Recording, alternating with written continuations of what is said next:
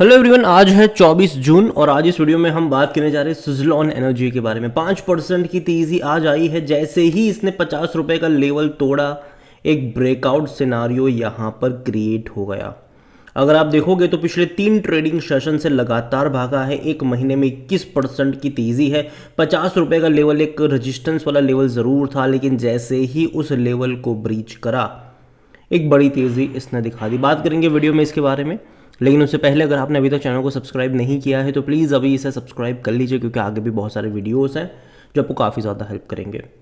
तो एक महीने में अच्छी तेज़ी है, 21% की तेज़ी आई है और एक साल में अगर आप देखोगे तो तकरीबन 300% का ग्रोथ है। और ग्राफ काफ़ी इंटरेस्टिंग है। देखो बीच बीच में ये रुका भी है। अगर आप देखो यहाँ पर तो 14 रुपये से लगातार भाग के 50 पे गया था ये। बाद में करेक्शंस बने थे और ये करेक्शंस तब बने थे जब म्यूचुअल फंड्स ने यहाँ पर बीच बीच में बिकवाली करना शुरू करा था, ठीक है। और गिर कर ये 35 पर भी गया था। वापस तेज़ी यहाँ पर देखने को मिली। और अगर आप चैनल को रेगुलर फॉलो करते हो, मैं कई बार बोल चुका था जब ये गिरावट आ रही है, जब ये कंसोलिडेट कर रहा था कि 35 से 40 रुपये का लेवल मुझे पसंद आता है। खरीदारी के बेहतरीन मौके आपको वहाँ पर बनते हुए नज़र भी आएंगे और डेफिनेटली वो देखने को मिले भी है। अब यहाँ पर 55 रुपये के आसपास ट्रेड कर रहा ज़रूर है ये, लेकिन इसका मतलब ये नहीं है कि यहाँ से भागेगा तो रुकेगा ही नहीं। डेफिनेटली ये यहाँ से एक अच्छी तेज़ी की तरफ जा रहा है।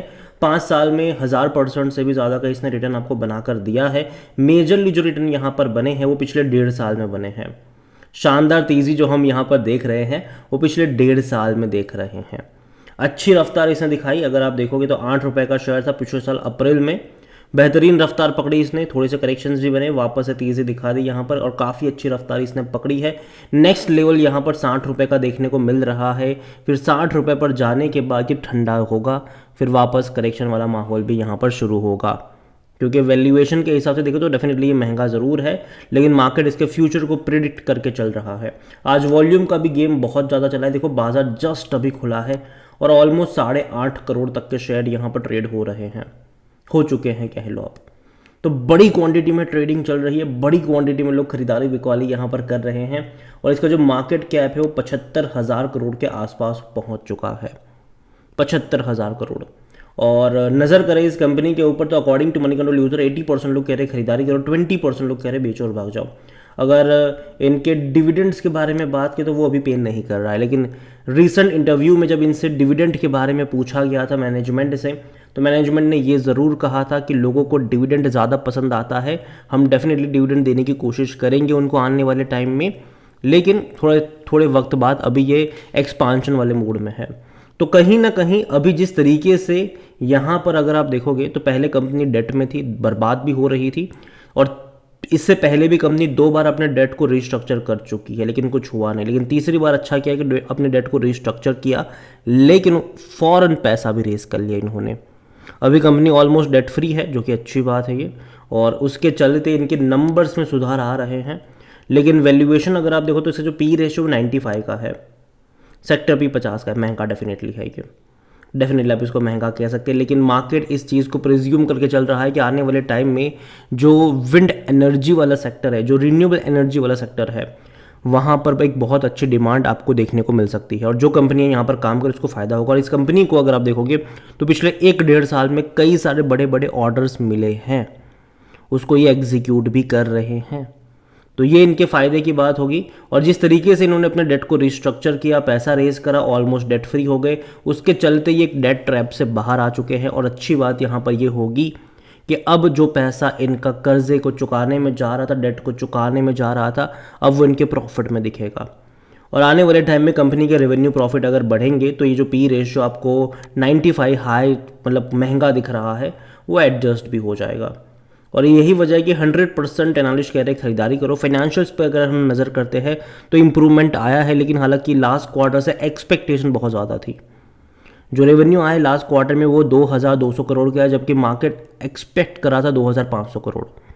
प्रॉफिट 255 करोड़ रहा, जबकि मार्केट 300 से 320 करोड़ का प्रॉफिट एक्सपेक्ट कर रहा था।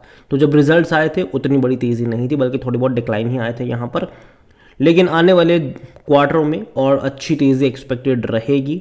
जून के नंबर 2023 में काफ़ी ख़राब थे, इस बार डेफिनेटली कंपनी का जो पहले वाला सिनारियो नहीं है, तो नंबर और ज़्यादा बेहतर आ सकते हैं यहाँ पर। और अगर इनके रेवेन्यू प्रॉफिट बढ़ते रहे, डबल हो रहे हैं, ठीक है, तो इनका जो पी रेशियो होगा वो भी एडजस्ट हो जाएगा। जो भी महंगा लग रहा है वो एडजस्ट होकर आपको सस्ता भी लगेगा। और जहाँ तक शेयर होल्डिंग के बारे में देखें तो प्रमोटर की 13.29% की होल्डिंग है, म्यूचुअल फंड की 1.86% की होल्डिंग है, और म्यूचुअल फंड ने मार्च क्वार्टर में खरीदारी करी है 1.33% से बढ़कर आए हैं 1.86% पर। हालांकि उससे पहले के क्वार्टर में बिकवाली भी करी थी, 4.98 से बेचकर दिसंबर में 1.33 पर आ गए थे, लेकिन मार्च में खरीदारी करी 1.86 और जून में भी लगातार खरीदारी कर रहे हैं। पिछले महीने भी म्यूचुअल फंड ने बड़ी क्वांटिटी में खरीदारी करी है सुज़लॉन में, और अभी भी जिस तरीके से तेज़ी देखने को मिल रही है, इंस्टीट्यूशंस बाइंग डेफिनेटली आपको यहाँ पर आती हुई नजर आएगी। सेम चीज़ अगर आप एफआईएल्स के बारे में देखो तो वो तो लगातार खरीद ही रहा है, 10.87 से खरीद करिए 19.57% पर आ चुके हैं। तो बड़ी क्वांटिटी में जो खरीदारी हो रही है वो एफआईएल्स की तरफ से भी यहाँ पर हो रही है। प्रमोटर की होल्डिंग कम ज़रूर है, लेकिन पहले प्रमोटर की होल्डिंग उतनी ही थी, लेकिन इनकी तकरीबन 80% का शेयर जो था वो प्रमोटर का गिरवी था। अब एटलीस्ट वो गिरवी शेयर्स नहीं है, जो कि अच्छी बात है इनके लिए। रिटेल और अदर की मिलाकर 60.85% की होल्डिंग है। देखिए, अगर मैं बात करूँ इस कंपनी में तो इनकी वेबसाइट पर अगर आप चले जाओगे तो जाहिर सी बात है, कंपनी जो है वो विंड एनर्जी सोल्यूशन प्रोवाइड करवाने वाली कंपनी है, ठीक है, और बहुत जल्दी इसका मर्जर भी होने वाला है अपनी ही एक सब्सिडरी कंपनी के साथ, 100% own subsidiary.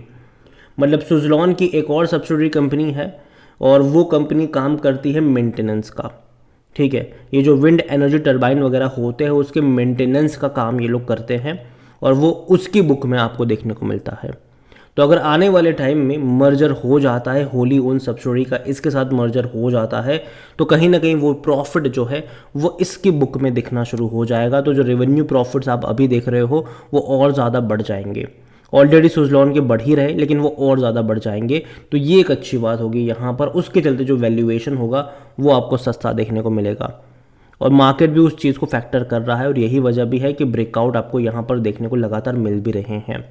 Company wind energy solution provide करवाने वाली ज़रूर है, और कहीं ना कहीं जो पावर कंपनियां हैं वो अपनी कैपेसिटीज़ को लगातार बढ़ा रहे हैं, चाहे वो सोलार में हो या फिर चाहे वो विंड में हो। इनकी जो इंस्टॉल कैपेसिटी है वो भी काफ़ी ज़्यादा देखने को मिल रही है।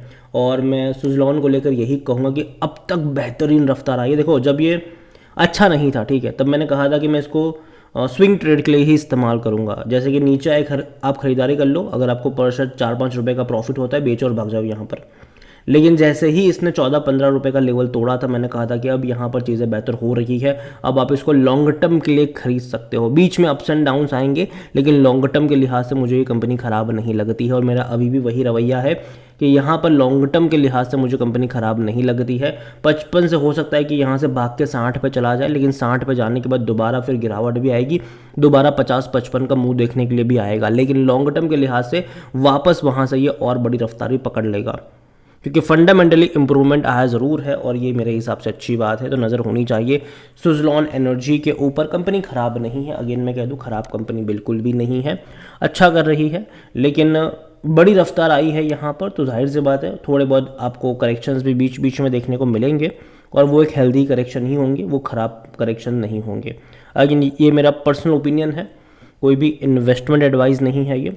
वीडियो को यहीं पे एंड करता हूँ। पसंद आया हो तो लाइक करें, शेयर करें, चैनल पर अगर पहली बार है तो प्लीज़ सब्सक्राइब करें, और सुज़लॉन एनर्जी के बारे में आप क्या सोचते हैं वो भी आप मुझे कमेंट में लिख के बता सकते हैं। Thank you.